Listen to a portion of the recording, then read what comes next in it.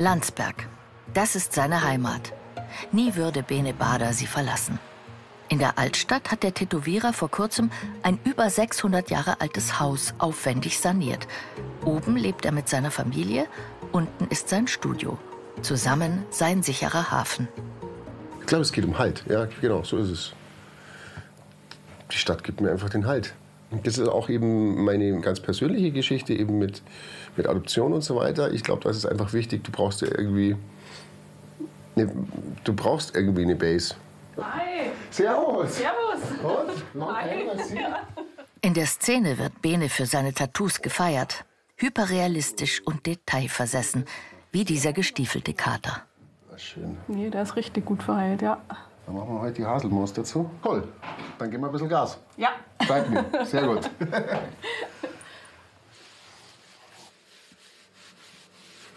Ja, die Haut ist der Wahnsinn einfach.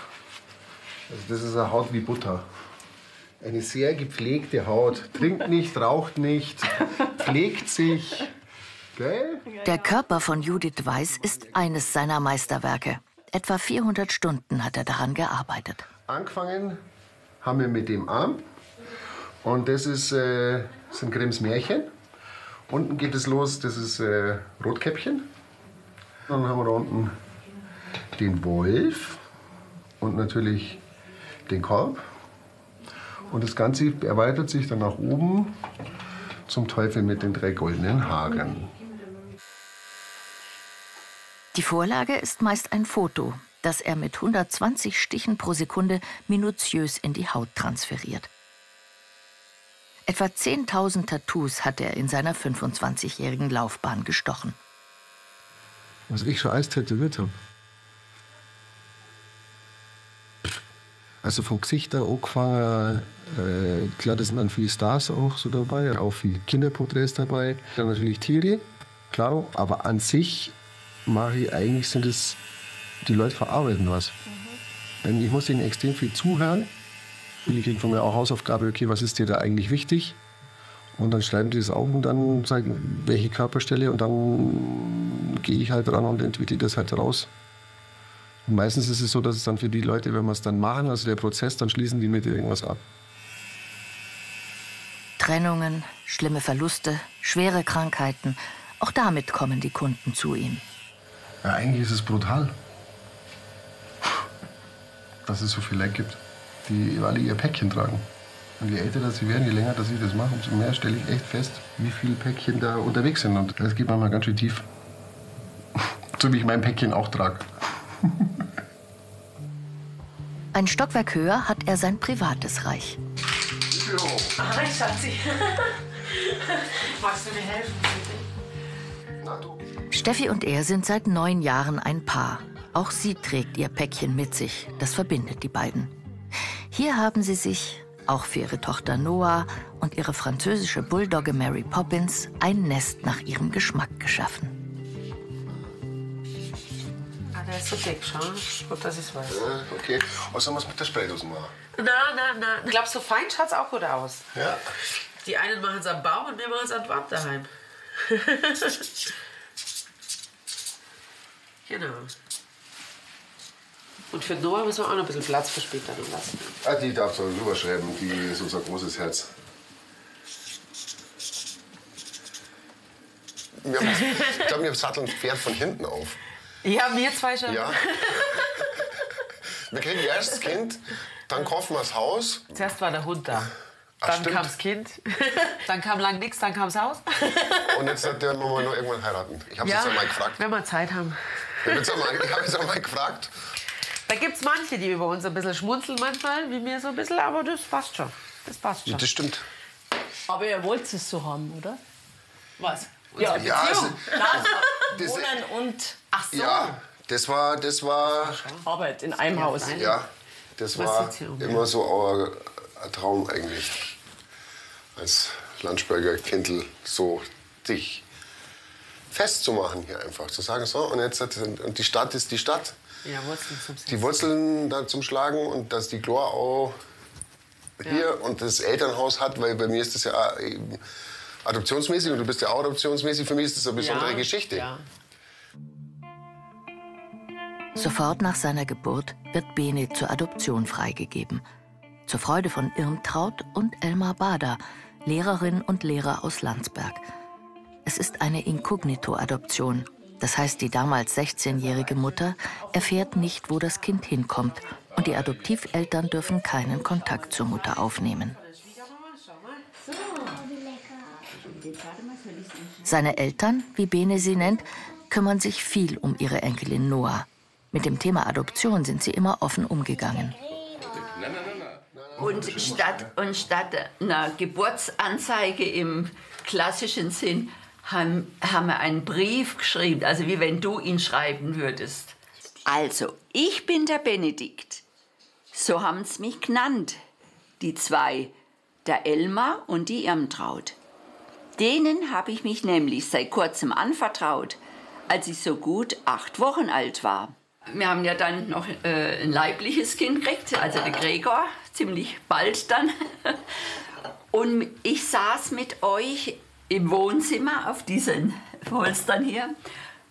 Und wir haben irgendein Buch oder ein Heft angeschaut, wo halt Baby im Bauch war. Und dann sagte Gregor, der Jüngere, zu mir, der war so 3 oder ja, gell Mama, ich war auch bei dir im Bauch. Und ich gesagt, ja. Und dann sagte Benedikt, gell Mama, ich auch. Das war dann der Punkt. Und dann war für mich der Punkt, wo ich habe ich gesagt, du warst bei einer anderen Mama im Bauch, aber du bist bei uns seit du klein bist. Das weiß ich gar nicht. Und wir wollten dich. Ja. Und das war dann... Und war es okay. Ja, aber jetzt mal im Nachhinein so für mich, muss ich schon aussagen, das ist der einzig richtige Weg. Und das habt ihr richtig gemacht. Ja, ich denke auch. Ja. Das war... Und da war es aber wieder kein Thema zunächst, ne? Oh, das war dann... Oh, ich muss mich kurz mal hier... Ja. Die Geschichte kannte ich nicht. Kannst nicht, ja. Na, aber es ist alles... Ich muss mich kurz sammeln. Nee, Ben ist gut. Behütet wächst Bene in der Adoptionsfamilie auf, als vollwertiges Familienmitglied. Mit 16 macht er eine Ausbildung zum Zimmermann. Danach beginnt er zu tätowieren. Erst mit 25 fasst er den Mut, seine leibliche Mutter zu kontaktieren. Und dann habe ich ihr einen Brief geschrieben, der dann übers Jugendamt sie bekommen hat. Genau. Und dann hat es mir auch einen zurückgeschrieben. Aber es hat lang gedauert, gell?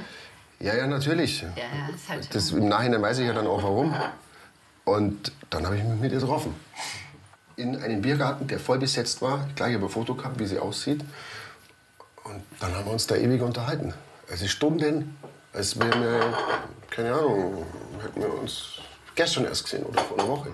Weil der Opa mir erzählt hat. Aber der Kontakt hält nicht. Bis heute verschweigt die leibliche Mutter, wer der Vater von Bene ist.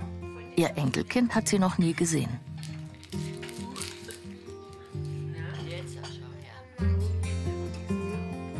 Noah, das Wunschkind von Steffi und Bene, wird am 18. Dezember 2018 geboren, mit einem Kaiserschnitt. Und irgendwann kamen die dann mit so einem blauen Paket. Und da war ein Kind drin. Und dann sagt sie zu mir, Noah, Junge oder Mädchen? Sag ich, Mädchen, ja, dann ist da jetzt. Und dann hatte ich auf einmal das Kind in der Hand. So okay, gut. Hi. Das war, ich glaube, der aufregendste Moment in meinem Leben bisher.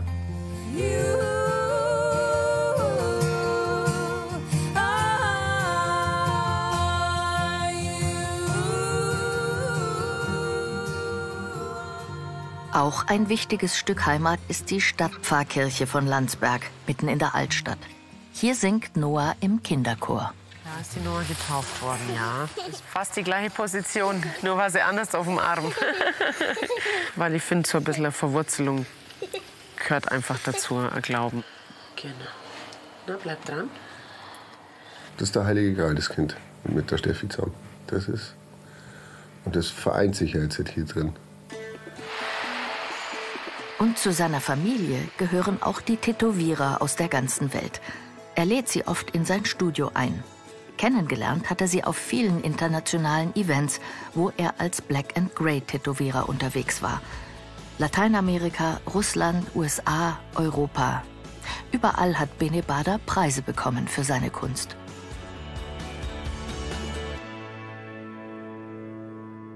Es ist schon ein Wagnis, so zu sagen, okay, ich bringe Tätowieren und Wohnen unter einem Dach. Also das muss ich schon sagen. Weil ich kann ja nicht sagen, okay, ich brauche jetzt so und so lang und bin bis dahin da fertig. Also die Projekte werden immer größer, die werden immer komplexer. Wenn du da so in die Tiefe gehst mit den Leuten, ich kann jetzt nicht einfach sagen, ja, wurscht, kommst du irgendwann wieder, machen wir das da fertig. Ja, mir ist einfach wichtig, dass es dann auch fertig ist. Mit Steffis rechtem Arm ist Bene noch nicht fertig. Er spiegelt ihr gemeinsames Leben wider.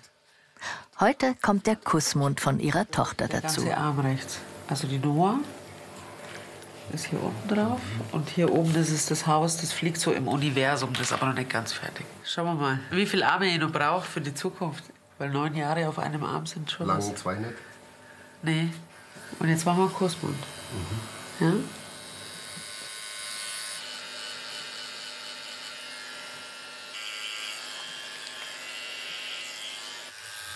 Gleich. Das ist ja gleich anschauen. Jetzt bist du dran. Jetzt bin ich dran. Ich sehe was du nicht siehst und das ist lila. Ich sehe auch was ihr nicht seht, und zwar, dass ich fertig bin. Richtig. Nein. Schön. Das ist dein Kussmund, Schatzi. Jetzt habe ich immer einen Kussmund. Schön. Dass wir unbeschwert so ein bisschen in die Zukunft auch laufen. Also das ist für mich ein ganz großer Wunsch. Dass ich einfach auch mal sagen kann, so, jetzt lassen wir mal alle 5 Grad sein. Dass ich mehr Zeit habe mit der Glonna, weil die wird jetzt auch aktiver und mit den Eltern auch noch mal irgendwie so. Ja, das wünsche ich mir.